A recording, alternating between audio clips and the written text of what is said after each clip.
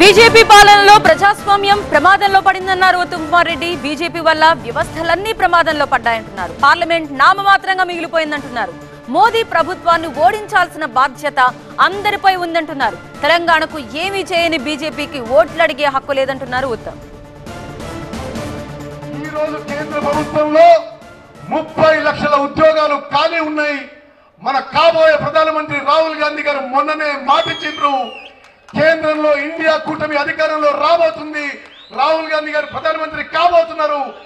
ఈ ఖాళీ ఉన్న 30 లక్షల ఉద్యోగాలు భర్తీ చేస్తామని చెప్పి నేను మనవి చేస్తున్నాను. రాహుల్ గాంధీ గారు స్పష్టమైన హామీ ఇచ్చింది.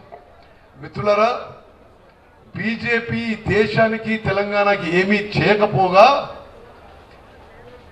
దేశంలో ప్రజాస్వామ్యానికి ప్రమాదం కలిగించే పరిస్థితి తీసుకొచ్చింది. పార్లమెంటు నామమాత్రంగా మిగిలిపోయింది. జ్యుడిషియరీని ఒత్తిడి తీసుకొచ్చే ప్రయత్నం చేస్తున్నారు. మీడియాని పూర్తిగా వాళ్ళ చేతుల్లో తీసుకున్నారు. అన్ని ప్రజాస్వామ్యం అన్ని స్తంభాలకి ఈ బీజేపీ వల్ల ప్రమాదం జరుగుతుంది. తప్పనిసరిగా బీజేపీని, నరేంద్ర మోదీ పార్టీని మనం ఓడించకుంటే భారతదేశంలో మైనారిటీలు వాళ్ళ హక్కులు కోల్పోతారు. మానవ హక్కులకి ప్రమాదం ఉంది. చాలా రాష్ట్రాల్లో చాలా మందిని వాళ్ళు వ్యతిరేకించిన వాళ్ళని తప్పుడు కేసులు పెట్టేసి సంవత్సరాలు జైల్లో పెడుతున్నారు.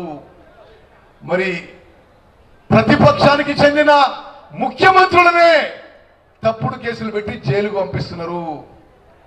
మరి ఇటువంటి ప్రజాస్వామ్యానికి ప్రమాదం కల్పించే బీజేపీని ఓడించడం ప్రతి పౌరుడు తెలంగాణ ఈ విషయంలో ఆలోచన చేయాలని చెప్పి మీకు విజ్ఞప్తి చేస్తున్నా.